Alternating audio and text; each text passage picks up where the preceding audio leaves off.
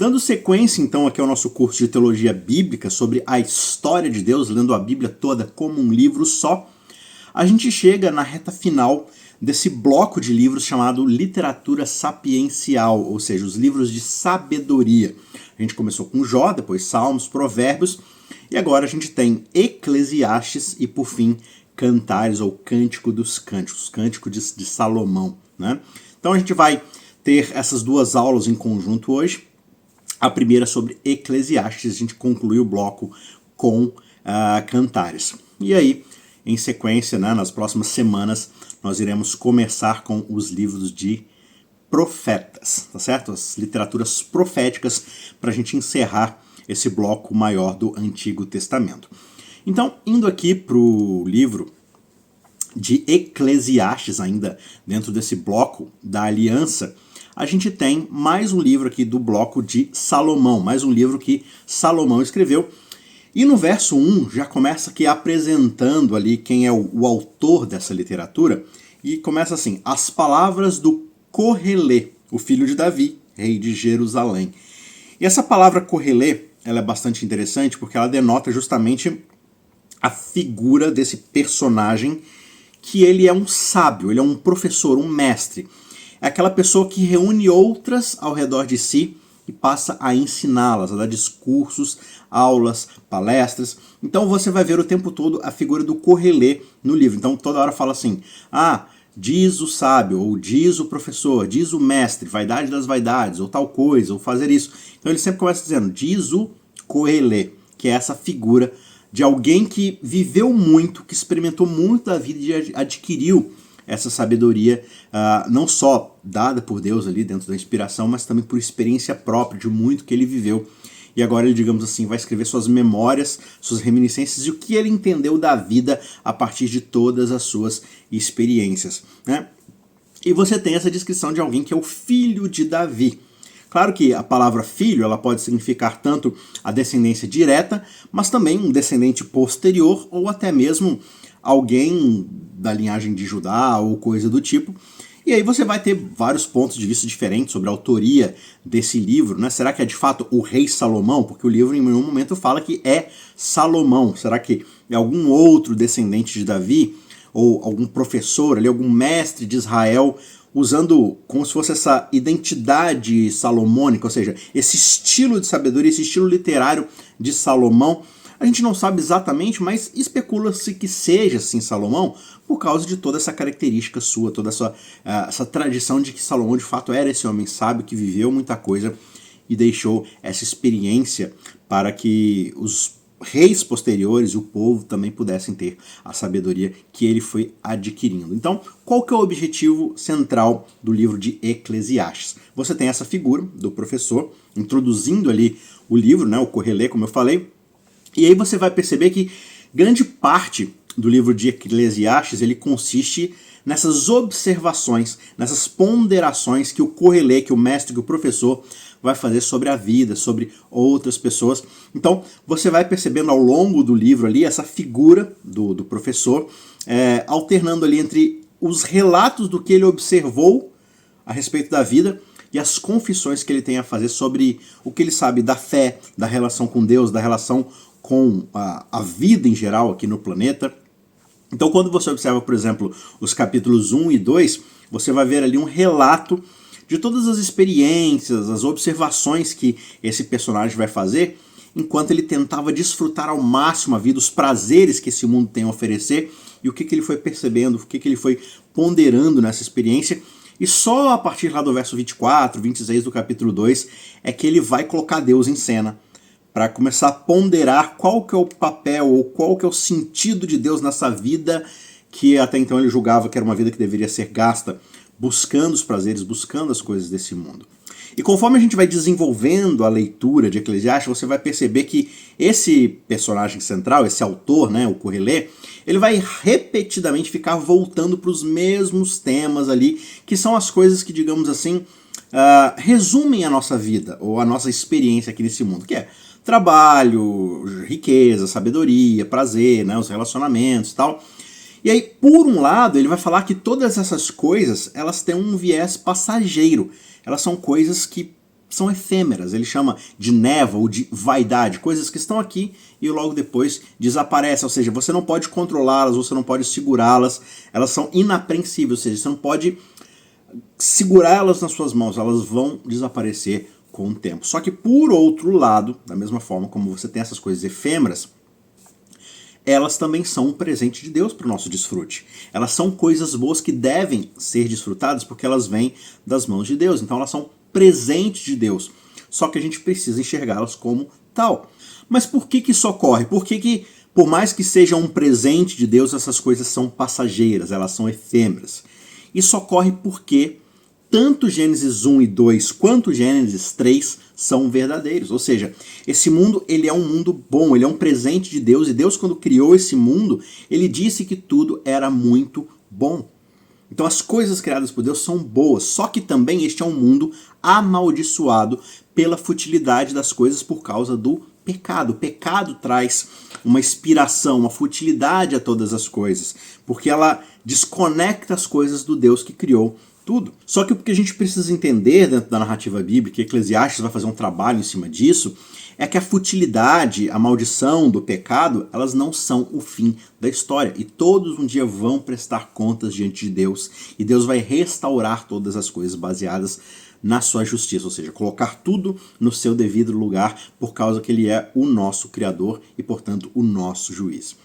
Por isso, a gente pode abordar a mensagem de Eclesiastes como se fosse um edifício, digamos assim, de 3 andares. A gente tem 3 etapas, 3 camadas, 3 andares que a gente pode usar para poder interpretar e enxergar o livro de Eclesiastes como um todo dentro dessa história da redenção. E cada andar vai mostrar para a gente algo muito verdadeiro, muito único, e quanto mais a gente for subindo, mais a gente consegue ter uma visão mais panorâmica, mais ampla, mais geral da realidade desse mundo, do pecado, e também de Deus, das coisas espirituais e da nossa jornada em questão, tá certo? O primeiro andar que a gente observa ao ler Eclesiastes é o andar que diz: tudo é vaidade. Essa é uma nota tônica no livro de Eclesiastes. Essa palavra vaidade, que é o revel, e na verdade você meio que pronuncia quase como Abel, Avel. Se você lembra lá do personagem Abel, de Caim e Abel, né, o filho de Adão e Eva, que Caim assassinou, ou seja, ele estava lá, vivo, e de repente ele estava morto. Do jeito que ele aparece na história, ele já desaparece. Então, essa ideia aqui do Ravel, que é algo como o vento ou a neblina, sabe quando você acorda de manhã e está tudo nublado, e aí o sol começa a nascer e tudo desaparece? Essa neblina que é algo temporário, fugaz, que está lá de repente e não está mais, né? É essa ideia desse enigma, desse paradoxo que Salomão, ou que o Correlê, o professor, ele quer colocar para as coisas desse mundo, como bondade, justiça, beleza, tudo é vaidade, é vapor, é fumaça. Ele vai usar 38 vezes esse termo, aplicando a praticamente tudo, né? E ele diz, olha, vaidade das vaidades, tudo é vaidade, ou vapor dos vapores, tudo é vapor, né? Efemeridade da efemeridade, tudo é efemeridade. As coisas vêm e vão. Do jeito que elas vêm, elas se vão e elas acabam. E essa vai ser a grande tese que abre o livro de Eclesiastes, no capítulo 1, verso 2, e vai fechar também toda a argumentação do seu livro lá no capítulo 12, verso 8. Vaidade das vaidades, diz o pregador, vaidade das vaidades, tudo é vaidade. Ou seja, as coisas não possuem um peso próprio, elas são fugazes, elas estão propensas a desaparecer com o tempo. Então, o Correlê, o sábio, ele vai extrair muitos significados metafóricos dessa expressão level, revel, babel, avel, né? Ele vai tirar todas essas ideias de como as coisas neste mundo elas têm uma data de validade e, portanto, não faz sentido nós construirmos nossa vida ao redor delas, tendo elas como fundamento, como base. Então, lá no capítulo 11, verso 2, por exemplo, ele vai dizer que a juventude, ou seja, a nossa energia vital de jovens, aquele prime, aquele momento alto da nossa vida, onde parece que somos invencíveis, onde tudo está ao nosso alcance, porque nós temos energia, nós não estamos cansados o tempo todo, nós temos potencial para muita coisa. Ele vai dizer que até isso não dura, que isso é fugaz, que tem uma data de validade. No capítulo 2, verso 21, por exemplo, ele vai dizer que às vezes uma pessoa, por mais sábia e trabalhadora que ela possa ser, ela vai acabar deixando todo o seu legado, tudo aquilo que ela construiu para alguém que nem mesmo trabalhou ou talvez não mereça aquilo que ela está deixando. Mas ela não tem como segurar aquelas coisas. Por quê? Porque ela mesma, a pessoa em si, tem uma data de validade. Ela não é eterna. Então, essa é a ideia do revel, do level, do vapor. Né? É justamente nós não estamos no controle das coisas, nem de nós mesmos, nem das coisas que nós fazemos. A gente não consegue controlar. E por isso a vida muitas vezes não vai fazer sentido. Por quê? Porque nós não conseguimos segurar ela nas nossas mãos e moldá-la da forma como a gente bem entende. Talvez um ponto aqui, outro ali, mas no grande esquema das coisas, nós não conseguimos dar tempo à nossa vida. Nós não conseguimos gerar vida em nós mesmos. Portanto, tudo está fadado a um limite de finitude. Né? Lá no capítulo 8, verso 14, o Coelho vai apontar que alguns justos, e essa é uma observação geral de vários dos autores do Antigo Testamento, né? Alguns justos eles são tratados como se fossem ímpios, ou seja, eles vão sofrer muitas injustiças mesmo fazendo as coisas certas, e alguns ímpios, aquelas pessoas que só fazem coisas ruins, vão ser tratados como se fossem justos, ou seja, boas coisas acontecem a pessoas más e coisas más acontecem a pessoas boas. E ele vai dizer, a conclusão que eu tive é que isso também é vaidade. Por quê? Porque a vida ela não anda conforme a gente quer. Nós não conseguimos controlar o grande esquema das coisas. No fim das contas, a escolha é quase uma ilusão, porque embora a gente consiga escolher certos pontos aqui e ali, a gente não controla os fatores mais amplos que regem a realidade. A vida não faz o que ela deveria fazer. Por quê? Porque ela não está do jeito que ela foi criada para ser. Por isso ela é vaidade, ela é efêmera, ela está fora de controle e fadada à expiração. Um outro ponto que ele vai trabalhar também é a questão do tempo. Né? Essa tese de que tudo que é revel, ou seja, tudo que é vaidade, tudo que é vapor, tudo que é efêmero, passageiro, vai ser desenvolvida com bastante precisão ali nos primeiros 3 capítulos que introduzem a tese ali de Salomão, do Correlê. Então, especialmente ali no verso 3, capítulo 1, o sábio ele vai perguntar pra gente o seguinte, olha, qual que é a vantagem que um homem tem de trabalhar, de cansar debaixo do sol, né, de produzir tudo que ele produz, qual que é a grande vantagem que se tem trabalhando duro? Ele vai falar, nenhuma. Então, ele vai ilustrar esse ponto pra gente com um belo poema que vai observar ali os ciclos incessantes da natureza. Ele vai dizer no verso 4, uma geração vai e outra vem.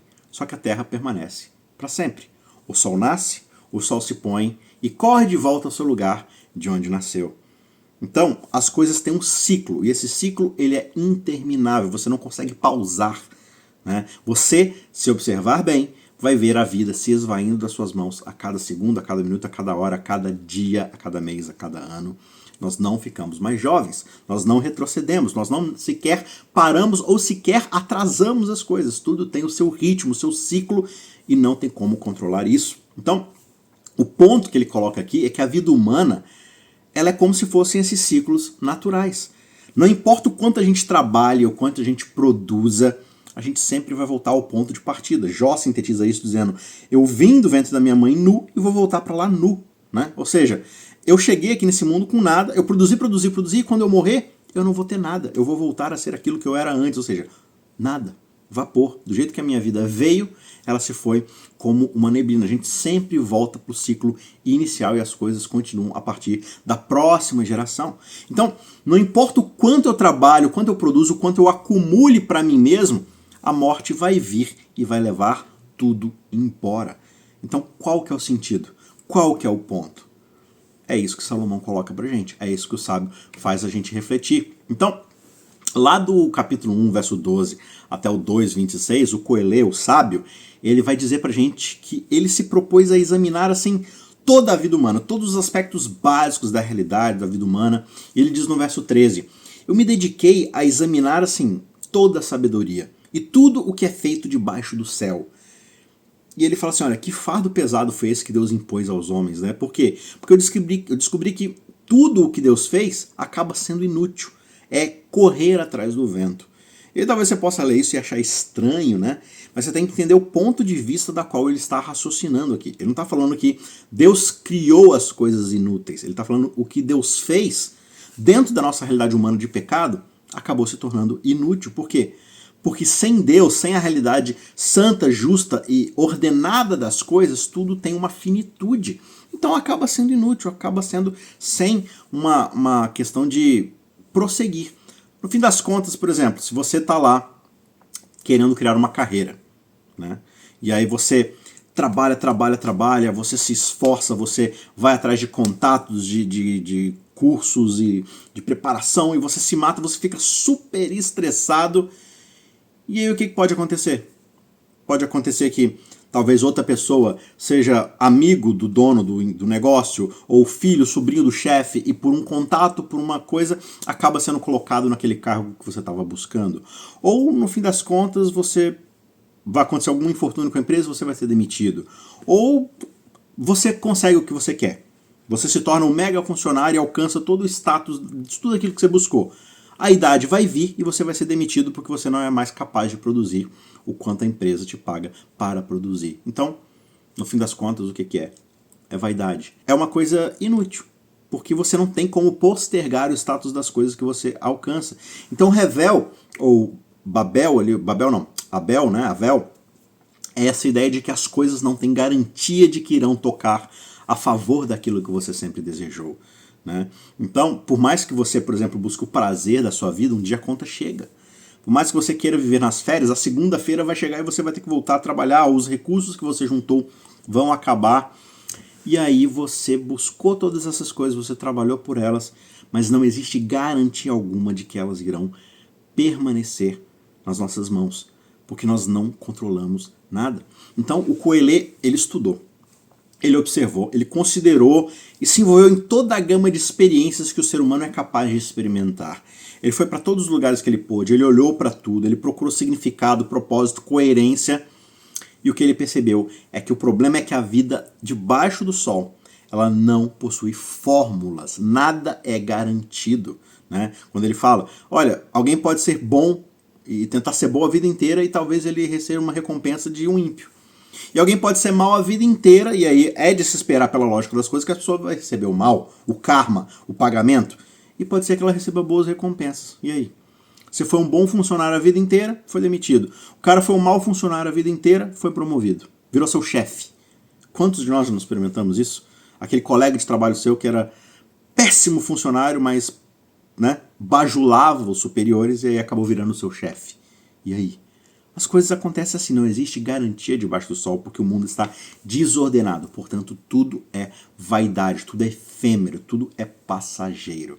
Um outro tema que ele vai colocar também é a questão do estudo, né? De buscar a sabedoria. Ele vai dizer o seguinte, olha, não existe sequer fim para a criação dos livros, ou seja, porque a gente vai continuar aprendendo mais e mais, crescendo, escrevendo. Só que ele vai dizer que mesmo ele, que se esforçou para acumular mais sabedoria do que qualquer um que veio antes dele, né? Salomão é considerado o homem mais sábio, mais inteligente de toda a história, a capacidade dele de acumular conhecimento sobre as coisas. Ele diz que quanto mais ele aprendia, pior a vida ficava, porque ele compreendia as coisas e ele via que não tinha solução para nada. O ser humano não era capaz de consertar as coisas, de controlar as coisas, de redimir as coisas por conta própria, porque ele não tem o poder de fazer as coisas ficarem do jeito que ele gostaria que fossem. Né? Você pega, por exemplo, os desastres naturais, né? Por mais que a gente se prepare da melhor forma possível, nós não somos capazes de controlar os efeitos da natureza. Que dirá o tempo, né? O tempo no sentido cronológico, a gente não segura, a gente não controla, a gente não pausa o tempo quando quer, a gente não avança, a gente não retrocede quando quer, a gente não controla a realidade e a existência das coisas. Então, a sabedoria, ela oferecia para o sábio, né? Para o professor, para o Correlê, o conhecimento das coisas, só que não oferecia para ele o controle sobre essas coisas que ele conhecia. Ele sabe as informações sobre as coisas, mas ele sabe também que ele não controla essas coisas. Ele só sabe que as coisas são assim e não tem o que ele fazer. Ou seja, é ainda pior. Porque você sabe, por exemplo, assim, vamos dizer assim, você chega para o Brasil, independente da sua inclinação política, vamos dizer o seguinte, você tem uma visão do país, uma forma como você quer que o Brasil seja, ou o país que você mora, assim. E aí você fala assim, não, eu quero que seja assim. Só que você como indivíduo não é capaz de fazer nada, e às vezes nem como nação a gente é capaz de fazer nada, porque cada um puxa para um lado, tem forças poderosas na política trabalhando, seja para o lado que for, buscando sempre os seus próprios interesses, e aí você começa a estudar política, você começa a se envolver com alguma ideologia, e por mais que isso entre na sua cabeça, você olha para a realidade das coisas e fala assim, mas eu ainda não consigo mudar, eu ainda não consigo controlar o ser humano para agir da forma como eu acho que é o jeito, né? Então aí você entra em visões de mundo autoritárias, né, de ditadores. Por quê? Os ditadores olham e pensam assim, não, eu sei exatamente como o mundo deve ser, e já que ninguém concorda comigo, eu vou forçar as pessoas a fazer do jeito que eu quero. E aí você tem as grandes ditaduras na história que acabam em morte, em sangue, que acabam em tanta violência. Por quê? A gana pelo controle, por controlar as coisas, as pessoas, controlar esse mundo. Só que tudo é pior, porque por mais conhecimento que a gente tem das coisas, nós não podemos controlar esse mundo. Então Salomão vai dizer, olha, pois com muita sabedoria vem muito desgosto.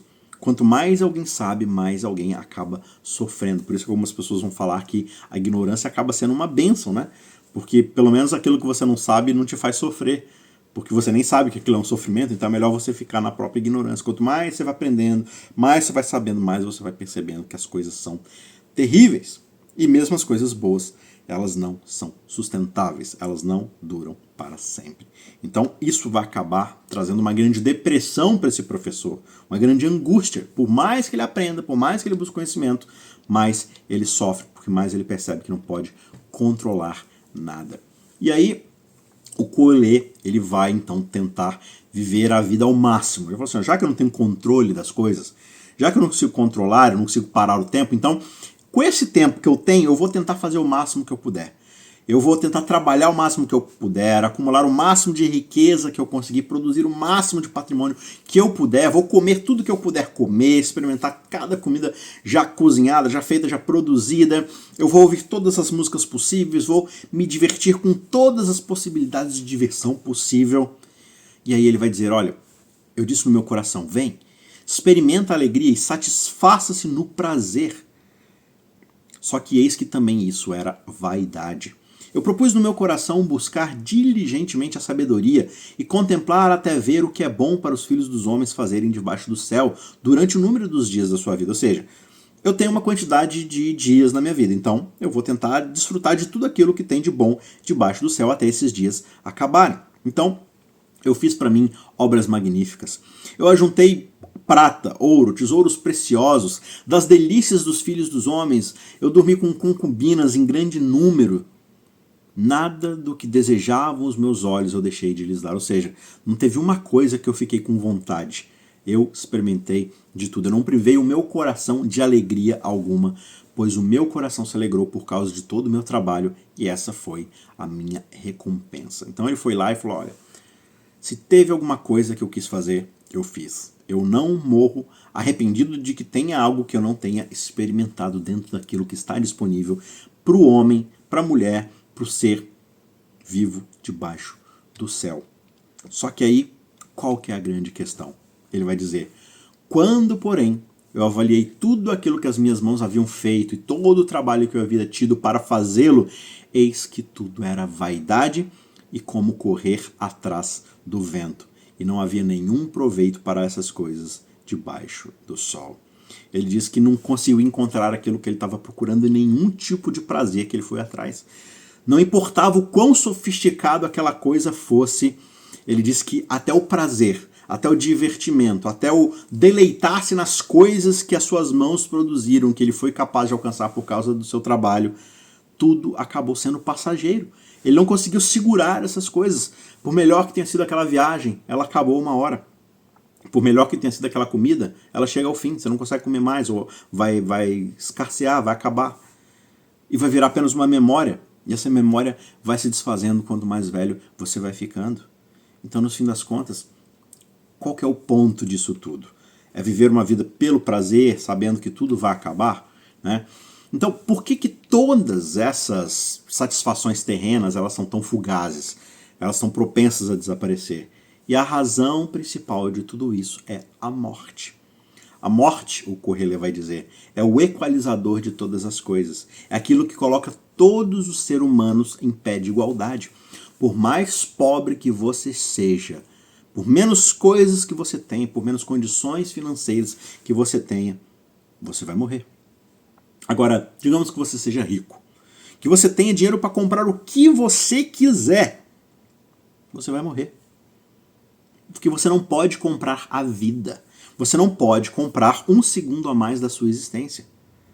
Agora vamos dizer que você é uma pessoa ignorante, que vive a vida como um tolo, não sabe das coisas, não se envolve com conhecimento, não estuda, não progride na vida. Sabe o que vai acontecer quando você ficar velho? Você vai morrer.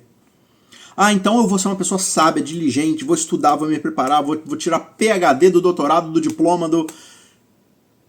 Por mais que você preocupe, por mais que você aprenda, por mais que você controle o conhecimento na sua cabeça, você não consegue inventar nada com esse conhecimento que adicione um segundo sequer na sua existência. Porque a vida não pode ser controlada. A vida é efêmera por causa do pecado. A única forma da gente ter uma vida eterna é Deus. Deus garante a nossa vida para sempre. Sem Ele, por causa do pecado, tudo acaba em certo sentido. Tudo tem uma data de expiração, de validade. Então ele vai dizer, olha, porque o que sucede aos filhos dos homens, isso mesmo também sucede aos animais. E lhe sucede a mesma coisa. Como morre um, assim morre o outro. Todos têm o mesmo fôlego de vida e nenhuma vantagem tem o homem sobre os animais, porque tudo é vaidade. Todos vão para o mesmo lugar, todos são pó e ao pó tornarão. Né? Então assim, o ser humano não é nem melhor ou pior que o animal, porque o animal morre e o ser humano também morre. Eles não têm vida eterna. Né? Talvez as tartarugas lá vivem 100 e cacetada anos, mas morrem. Não passa disso. Né? Aí tem certos insetos, animais que vivem minutos, segundos. Ok. Né? O que é essa passagem de tempo dentro do grande esquema das coisas? Não é nada. Eu vivo 80, 90, 105 anos, a minha vida vai passar. E com a vida passando, a gente descobre que nenhum prazer ele vai durar eternamente, porque ninguém possui a eternidade para desfrutar as coisas pelas quais a gente trabalhou tão arduamente. E tem uma coisa no nosso coração que está deslocada, porque todos nós ansiamos naturalmente por mais do que esse mundo pode oferecer. Por mais que a gente olhe e contemple todas as coisas, ainda assim no nosso coração existe um vazio que sabe que existe algo aí fora desse mundo, fora dessa realidade, que a gente quer muito, que é a eternidade. A gente quer transcender o tempo. Quando a gente contempla a ideia da nossa finitude, de que um dia nós vamos partir e nada do que nós fizemos vai ser deixado para trás, ou seja, vai ser levado conosco, vai tudo ser deixado para trás, aí a gente fica tentando esconder o nosso ego o quê? Nas grandes realizações, construir um nome, deixar um legado. Ok, pouco importa, no fim das contas você vai estar debaixo de 7 palmos, virando adubo. Então, o Correlê vai dizer, olha, Deus fez tudo formoso no seu devido tempo. E o que ele fez? Ele pôs no coração do homem a eternidade. Esse anseio pela infinitude, sem que este possa descobrir as obras que Deus fez desde o princípio até o fim. Então, existe essa coceira na nossa alma, na nossa existência, de que nós fomos criados para transcender a finitude desse mundo. E aí quando a gente percebe que o mundo é finito e não está no nosso controle, a gente entra em desespero. E aí como você vai lidar com esse desespero que é a grande questão. Deus ele colocou nos nossos corações esse desejo por uma satisfação infinita. É um buraco dentro de nós, é um vazio dentro de nós que não pode ser preenchido por nada que esse mundo tem a oferecer. Então, somente Deus tem o tamanho suficiente desse vazio dentro de nós. Só Ele pode caber e preencher completamente toda essa necessidade, toda essa ânsia, esse anseio que nós temos de preenchimento, dessa sensação de satisfação. E ao longo de Eclesiastes, o que o Coelho vai fazer é pronunciar que tudo é vaidade. Ele vai desconstruir tudo aquilo que a gente tenta criar como realidade, como fundamento, como base para construirmos a nossa vida em cima. Ele quer desconstruir tudo isso, mostrando pra gente que tudo é vaidade. Por quê? Porque ele está olhando a vida através da lente de Gênesis 3. Gênesis 3 mostra como o pecado é introduzido no mundo e com o pecado a finitude, a separação de Deus. E aí, em resposta ao nosso pecado, o que Deus fez? Ele amaldiçoou o mundo. Em que sentido? Ele cobriu todas as coisas com o véu da mortalidade, da futilidade, para que a gente não encontre nas coisas a satisfação que só Ele pode oferecer. E essa é uma lente muito verdadeira sobre o mundo. Ela explica bem a realidade das coisas. Porque é uma lente que nós somos tentados a ignorar. Por quê? Porque a gente não gosta da verdade nua e crua que essa lente mostra.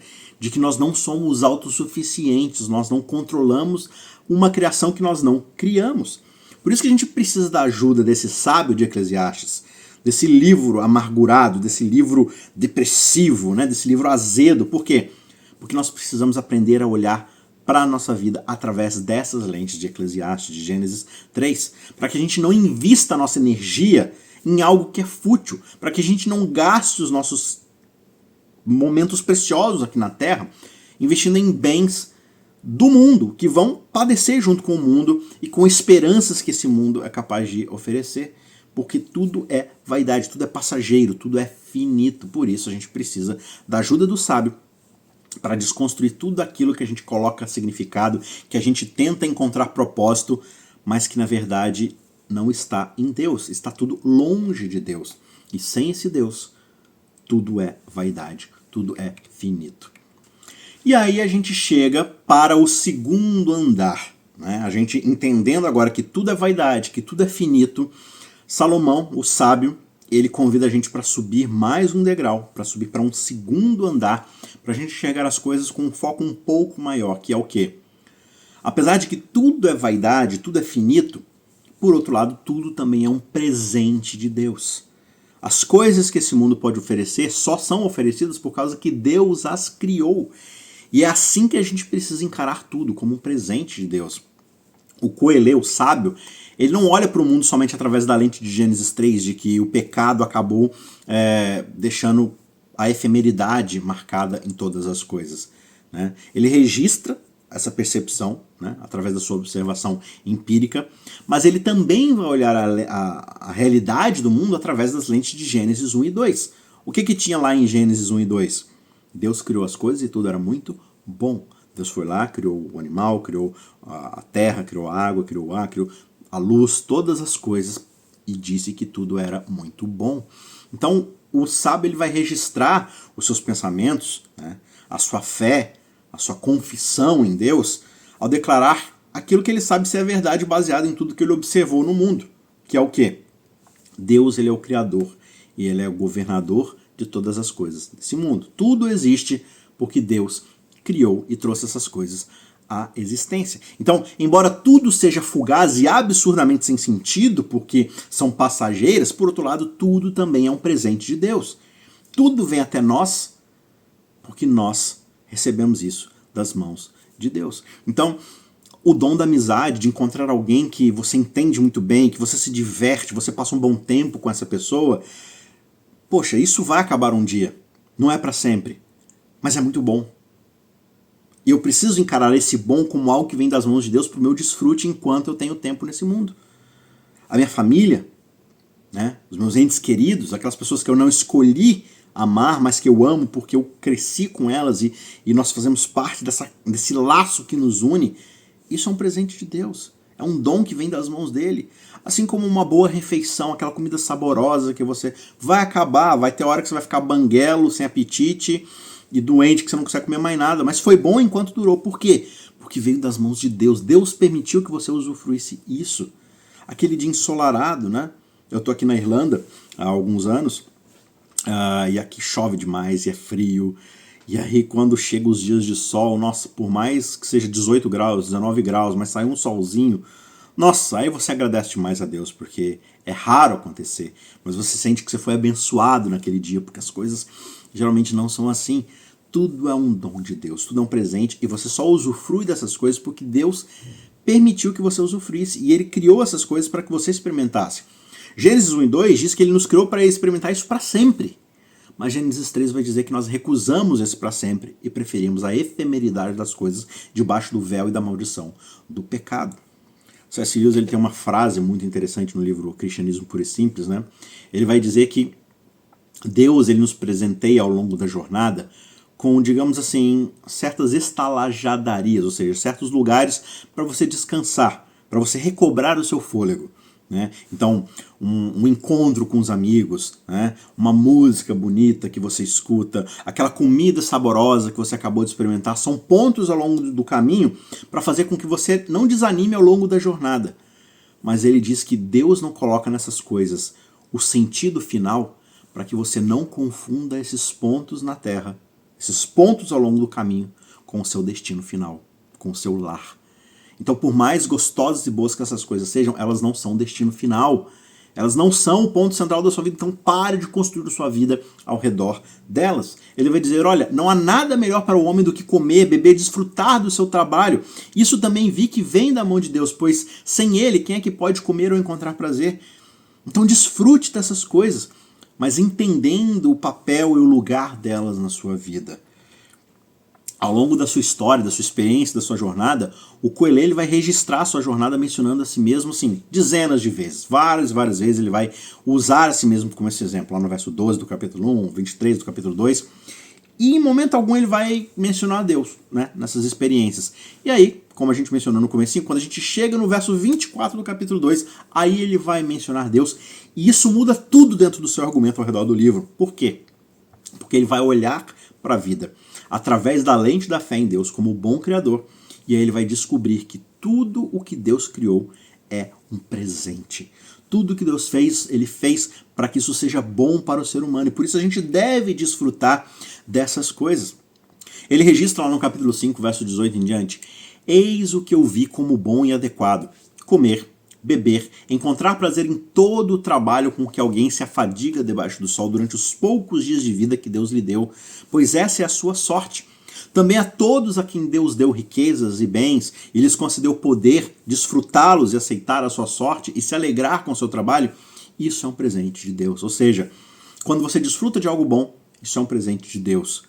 Quando você trabalha muito, gasta muita energia, muito esforço para adquirir condição de desfrutar algo bom, tanto algo bom que você desfruta é um presente de Deus, como a energia, a força, a condição e a potencialidade para você executar o trabalho que te permitiu ter aquela coisa que você queria.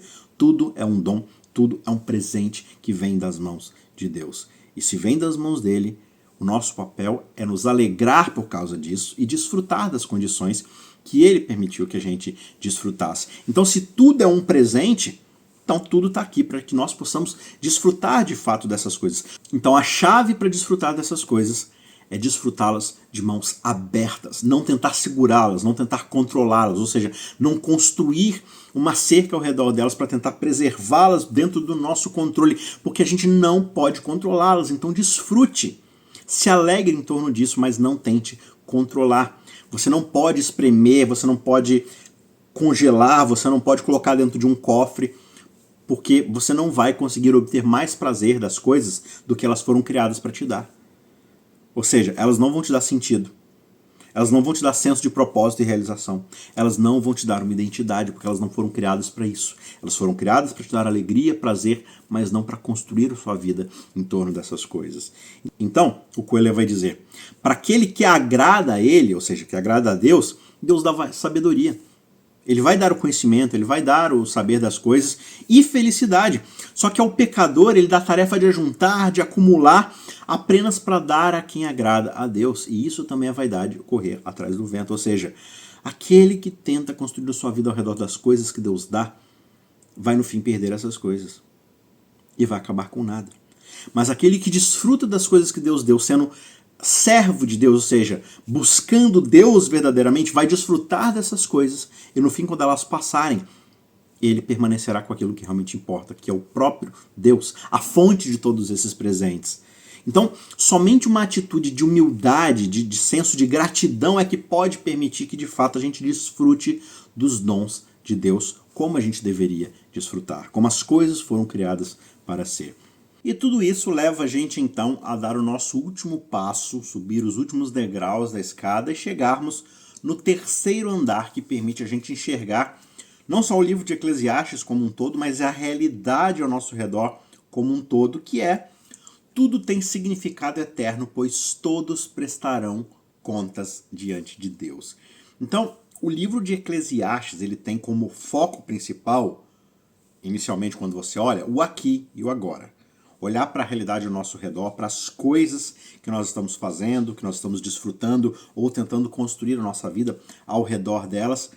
Mas quando a gente olha além dessas coisas, a gente percebe que em Eclesiastes também brilha a luz da eternidade. Ele coloca vislumbres ali de algo que vai muito além do aqui e do agora. Ele diz, por exemplo, no verso 9 do capítulo 11, alegre-se jovem na sua mocidade, e que o seu coração lhe dê muita alegria nos dias da sua juventude. Ande nos caminhos que satisfazem ao seu coração e agradam aos seus olhos. Saiba, porém, que de todas estas coisas Deus lhe pedirá contas. Então o Coelê, o sábio, ele exorta os jovens, aqueles que estão no início das suas vidas, a olharem para o futuro e desfrutarem das coisas boas que Deus coloca diante deles, porque são presentes de Deus. Só que eles precisam aprender a fazer isso com sabedoria, com humildade diante do Deus Criador de todas as coisas. Por quê? Porque o nosso tempo, ele é finito. E Eclesiastes deixa isso muito claro. As coisas não estão no nosso controle, portanto, tudo vai chegar a um fim. E quando esse fim chegar, todos nós prestaremos contas a Deus por aquilo que fizemos com os presentes que Ele nos deu. Será que nós nos desfrutamos deles com gratidão no coração por esse Deus maravilhoso? Ou nós passamos a construir nossa vida, o fundamento da nossa existência, a nossa identidade, o nosso senso de propósito em cima desses presentes como fundamental na nossa vida em vez de Deus? Então, no fim das contas, quando a névoa passar, a realidade dos fatos vai se estabelecer. E aí? O que sobra diante desse Deus? E aí nós vamos ser julgados por aquilo que nós fizemos com os seus presentes. Eles nos direcionaram até Ele para obter uma alegria plena e abundante, ou nós ficamos à beira do caminho porque nós nos contentamos com aquilo que é passageiro, com aquilo que é efêmero. E aí a gente chega no famoso verso que está ali no capítulo 12, versos 13 e 14, que enxugam toda a experiência aqui do Coelê, do sábio, sintetizam tudo dentro desse pequeno verso que diz muita coisa.